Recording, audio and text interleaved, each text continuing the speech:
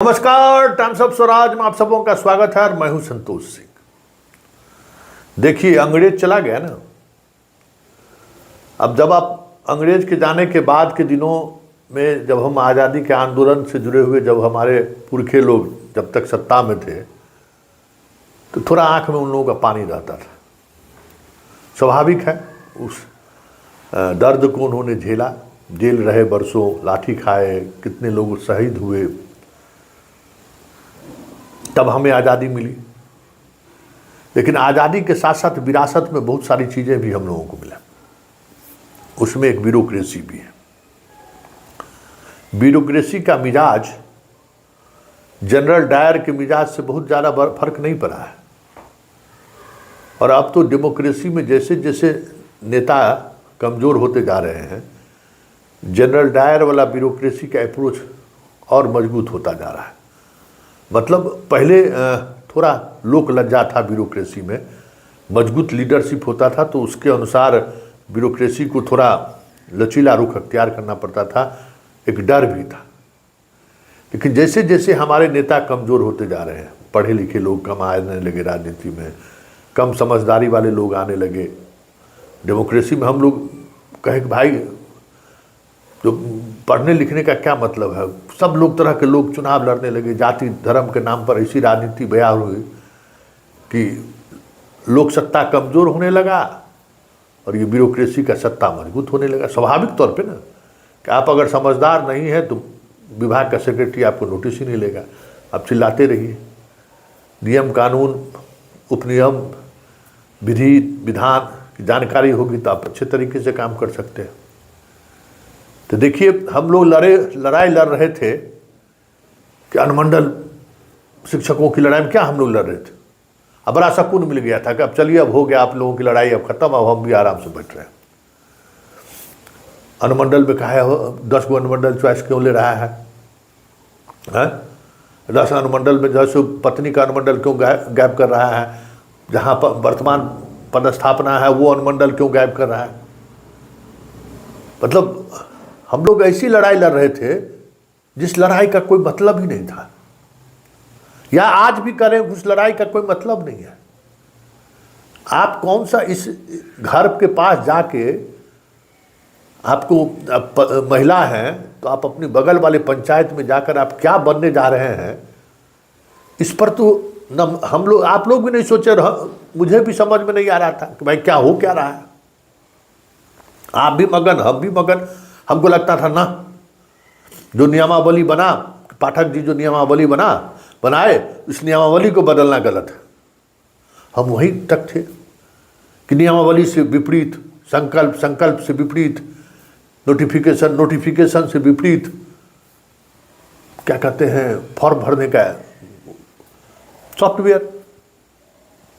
इस उधेड़ बुन में, इस लड़ाई में वस्तुतः सरकार का उद्देश्य क्या था यही समझ में नहीं आया। वहाँ नजरे नहीं गया कि सरकार एक्चुअली आपको क्या चाह रही है। सरकार नियुक्ति पत्र वाला जो ये गया है आप लोगों के पास, जो प्रिंट होके जो पहुंच रहा है, कहा जा रहा है कि उसमें कई ऐसे प्रावधान हैं जिस प्रावधान का मतलब है कि आपने इस तबादला नीति को स्वीकार कर लिया और आप जो पीछे जो कुछ भी रहा है, जितने दिनों तक शिक्षक रहे हैं या जो कुछ भी रहा, उसका दावा अब आप नहीं कर सकते।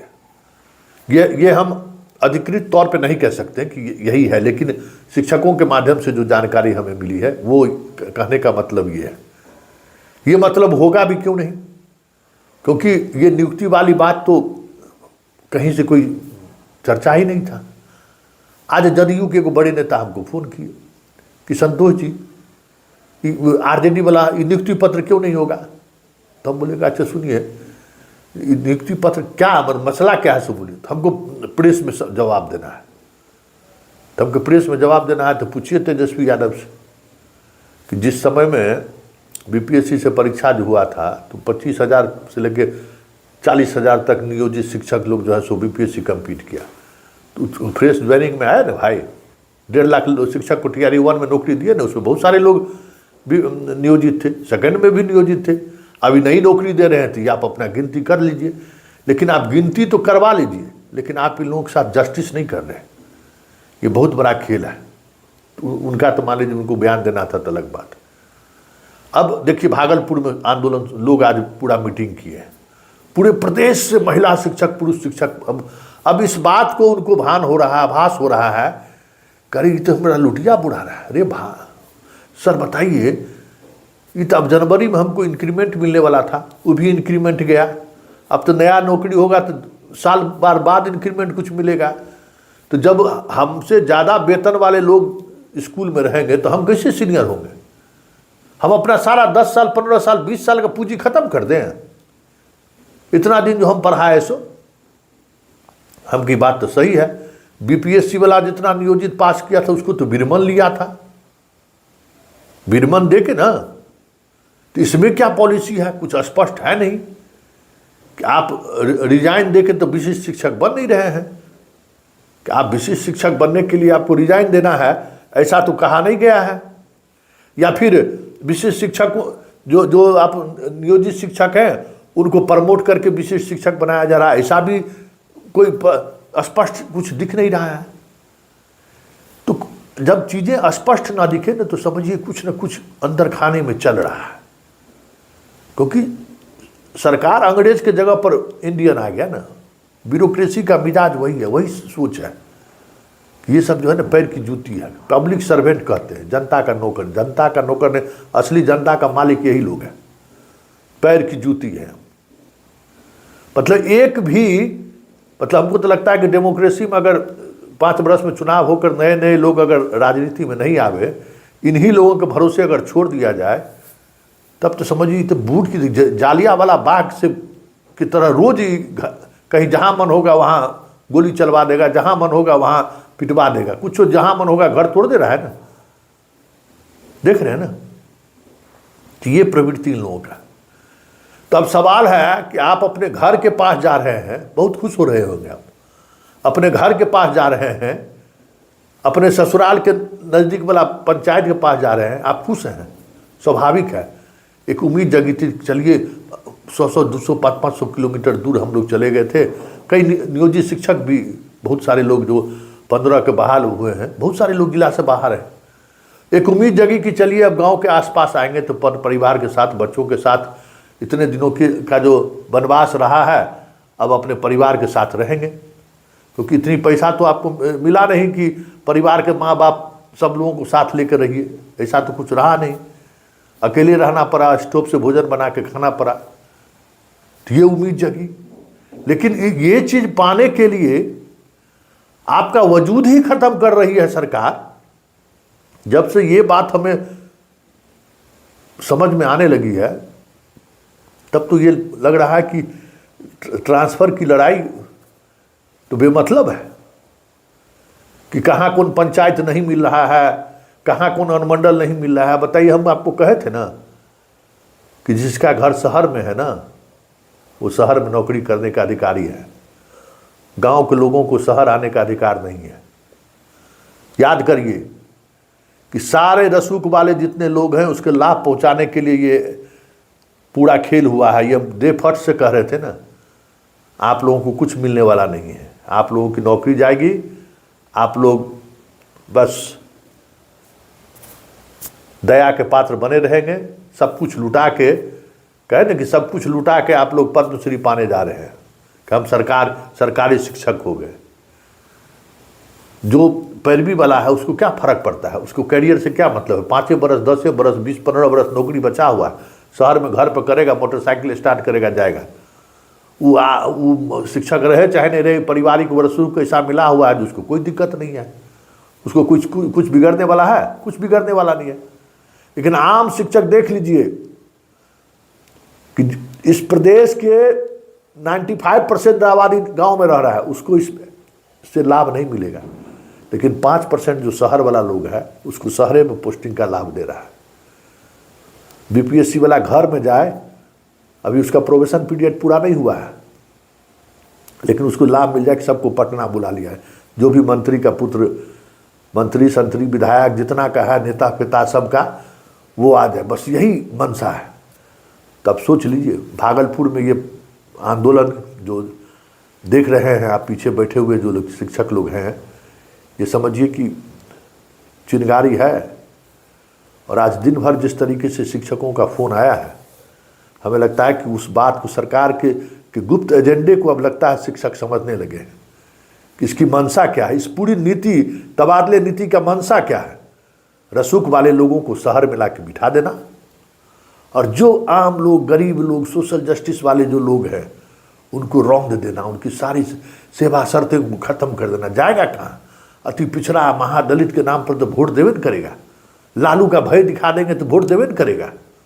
आज 2005 से तो लालूए का ना भय दिखा के लोग शासन में है। सब कुछ लूट लिया लालू का भय दिखा के।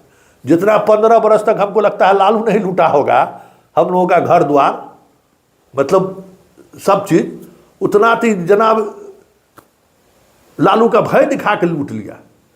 वो अपहरण करके लूटता था, उसके साथ सरकार में अपहरण करके व्यापारी सबको लूटता था। बड़े बड़े लोगों का बच्चा को अपहरण कर लिया, पैसा ले लिया, मोटरसाइकिल गाड़ी घोड़ा छीन लिया। इतना आम गरीब जिसका परिवार पूरा एक नौकरी पर चल रहा है, उसके पेट पर लात मार रहा है। भाई कैसा डेमोक्रेसी है? हम तो ये सोच के हैरान हैं कि ये सोशल जस्टिस वाली सरकार, अति पिछड़ा और महादलित की बात करने वाली सरकार, कैसे अपने ही वोटर को, अपने ही समाज के लोगों को ही खत्म करने पर लगा हुआ है। भाई तो भाई हम तो टीचर को कालिदास कहते थे, तो हमारा नीतीश बाबू को कालिदास बना दिया है। भाई क्या करने जा रहे हैं नीतीश बाबू? मतलब क्या चाहते हैं नीतीश बाबू कि लोग पगला के कह दे का अनहरा कन्हरा डरड़ा जो विधायक बन रहा है बनने देते हैं, नीतीश बाबू को इस बार हटा देते हैं। इस स्थिति तो इसी तरीके से होते जा रहा है। ब्यूरोक्रेसी में जो नीतीश बाबू के जो लोग हैं उनको तो उसी तरीके से उस दिशा में बढ़ाते हुए जा रहा है। मजबूर कर रहा है कि तुम नीतीश को गाली दो, मजबूर कर रहा है कि तुम नीतीश से इस हद तक नफरत कर दो कि वोट गिराने की ईवीएम मशीन पर जाए, बटन दबाने से पहले 200 गाली दो कि नहीं अब इसका खेल खत्म कर देना है। बारे बारे बार सोचिए, मनन करिए कि क्या हो रहा है इस प्रदेश में, किस तरीके से आपकी वो सारी चीज़ें छीनी जा रही हैं। मतलब हम लोग तो भाई एकदम डायबिटीज के मरीज हो गए। भाई डायबिटीज का मरीज को क्या होता है? अंदर से सब चीज़ जो है कमज़ोर होने लगता है। तो पूरे बिहार को तो डायबिटीज बीमारी फैला दिया है ये सब है, नेतन सब मिलकर। अंदर से जो है सब खत्म हो जाएगी, खड़े रहने की स्थिति में नहीं रहेगी। एक दिन हार्ट चौक हो जाएगा, स्कूल में खत्म हो जाइएगा। ये नई नियुक्ति नीति क्या है? स्पष्ट करे सरकार, और स्पष्टता के साथ सभी शिक्षकों को ये पूछना चाहिए कि ये नीति क्या है। कल अरे देखिए, डरने से क्या मिलने वाला? डर के क्या करिएगा? कितना बार डरिएगा? डर डर के जीने से बेहतर है कि इस दुनिया को छोड़ दीजिए। बताइए, जितना आप सहनशीलता का परिचय दे रहे हैं उतना ही आप पर अत्याचार होते जा रहा है। अत्याचार, पहले दक्षता परीक्षा, आज को बेचारे शिक्षक रो दिए कि संतोष बाबू परीक्षा देते देते हम लोग का जिंदगी चला गया, साबित करते करते जिंदगी चला गया कि हम लोग भी पढ़े लिखे लोग हैं। कौन सा गुनाह किए थे? पकड़ के ना नौकरी दिया ही, ये लोग पकड़ के नौकरी दिया था ना हम लोग को, क्यों? हम लोग सुरक्षा से आए थे। और उसके बाद रोज कहता था अरे दक्षता परीक्षा लिया, सक्षमता, रोज परीक्षा ले रहा है हम लोग। बताइए, मतलब और हर परीक्षा में हमारी हैसियत को कमजोर करते चला गया। और अब तो लगता है कि हमारे होने नहीं होने का कोई मतलब ही नहीं है।